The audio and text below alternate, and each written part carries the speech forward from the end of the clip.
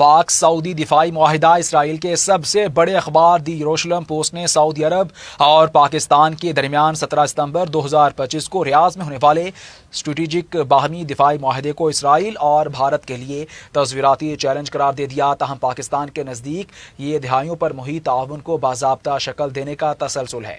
یروشلم post کے مطابق report میں کہا گیا کہ سعودی عرب نے ماضی میں پاکستان کی جنگوں میں صرف مالی اور سفارتی مدد دی. رپورٹ میں کہا گیا کہ اسرائیل کے دوحہ پر حالیہ حملے میں اور امریکی کردار کے بعد سعودی عرب نے پاکستان کے ساتھ باضابطہ معاہدہ کر کے ایران، اسرائیل اور امریکہ کو پیغام دیا کہ اس کے پاس متبادل دفاعی آپشنز موجود ہیں. اسرائیلی اخبار نے دعویٰ کیا کہ اس معاہدے سے بھارت کے لیے مشکلات بڑھیں گی اور پاکستان سعودی پشت پناہی کے تاثر سے فائدہ اٹھائے گا.